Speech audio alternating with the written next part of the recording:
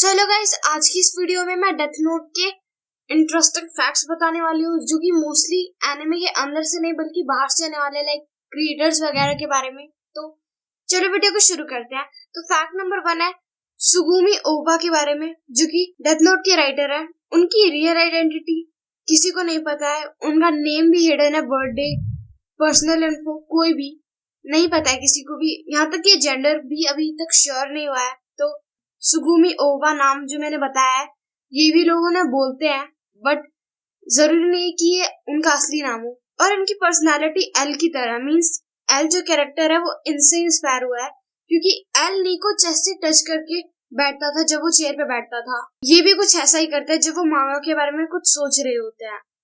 तो fact number 2 पे आते हैं। 6 से ज्यादा डेथ नोट एक बार में ह्यूमन वर्ल्ड में एग्जिस्ट नहीं कर सकते हैं। फैक्ट नंबर 3, डेथ परेड का एक कैरेक्टर एग्जैक्टली लाइट की तरह दिखता है।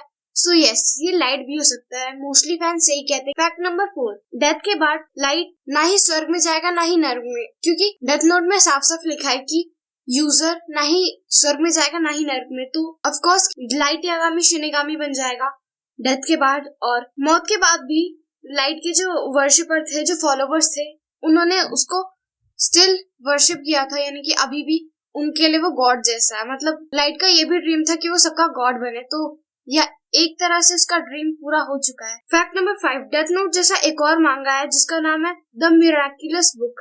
तो इसकी स्टोरी थोड़ी अलग है, क्योंकि इसमें एक मिडिल एज्ड बंदा होता है जिसे की एक बुक मिलती है जिसमें कि किसी का भी नाम लिखने पे वो मर जाता है, और ये सेम ही है पर इसकी स्टोरी लाइन अलग है। तो फैक्ट नंबर 6 है सुगुमी ओबा, डेथ नोट के राइटर ने एल को मोस्ट इंटेलिजेंट कैरेक्टर बताया। But why? लाइट ने तो एल को मार दिया था ना, पर एल ने most of the case solve कर ही लिया था, एंड लाइट के पास डेथ नोट की जानकारी और डेथ नोट भी था, जिससे कि उसके पास एक एडवांटेज थी। पर एल के पास ऐसा कुछ नहीं था, फिर भी उसने सारा अपने आप से पता लगाया। और जो लाइट ने गलत इन्फॉर्मेशन लिखी थी डेथ नोट में एक बार, उसके बारे में भी एल ने आराम से पता लगा लिया था। तो हम कह सकते हैं कि एल मोस्ट इंटेलिजेंट कैरेक्टर है डेथ नोट में से। अब आते हैं फैक्ट नंबर 7 पे, इरेजर। डेथ नोट के मांगा की पब्लिशिंग से पहले राइटर्स उसमें एक डेथ इरेजर भी ऐड करने वाले थे, जिससे कि जो भी नाम लिखा गया है अगर उसे मिटा दिया जाए तो जो बंदा मरा है उसको तुम वापस जिंदा कर सकते हो। पर डेथ को इरिवर्सिबल बताने के लिए और स्टोरी को और डार्क बनाने के लिए उन्होंने ऐसा नहीं किया, और अगर ऐसा होता तो एब्सोल्युटली पूरी स्टोरी लाइन ही चेंज हो जाती। फैक्ट नंबर 8, नाओमी मिसोरा, जो कि one of the most intelligent characters में से है, जिसने की एफबीआई छोड़ दी थी। वो लाइट को अपना रियल नेम भी नहीं बता रही थी, जबकि वो इतना इंसिस्ट कर रहा था। अगर वो होती तो एब्सोल्युटली एल और वो खुद केस सॉल्व कर लेते। एंड एक्चुअली ये राइटर ओबा का ही कहना है कि वो काफी इंटेलिजेंट है, और इसलिए उसकी डेथ मतलब जल्दी करवा दी एनिमे में, क्योंकि एल एंड लाइट के बीच जो भी डुअल था वो नाओमी की एग्जिस्टेंस से इफेक्ट होता।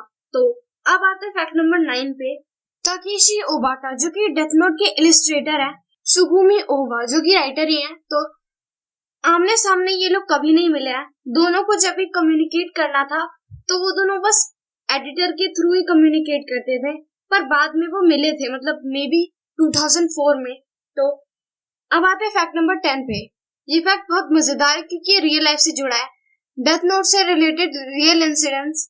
15 इयर्स की एक लड़की जिसको कि मरा पाया गया था जेकेट्रिनबर्ग में, जो कि रशिया में है, उसके साथ उसकी बॉडी के साथ डेथ नोट के कुछ मांगा के पेजेस भी मिले थे, और उसके पेरेंट्स ने प्रेसिडेंट पुतिन तक बात पहुंचाने की कोशिश की, पर मांगा पे कोई बैन नहीं लगाया गया फिर भी। और ऐसा ही एक और केस था, बेल्जियम का एक सीरियल किलर, जिसे कि मांगा किलर के नाम से भी जानते हैं, अपने विक्टिम के पास कुछ कागज छोड़ के जाता था जिसमें कि लिखा रहता था आई एम कीरा।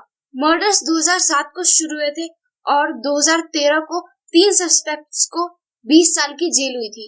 तो आज के लिए बस इतना ही। वीडियो पसंद आई तो लाइक करो, शेयर करो, चैनल को सब्सक्राइब करो। See you guys in the next video.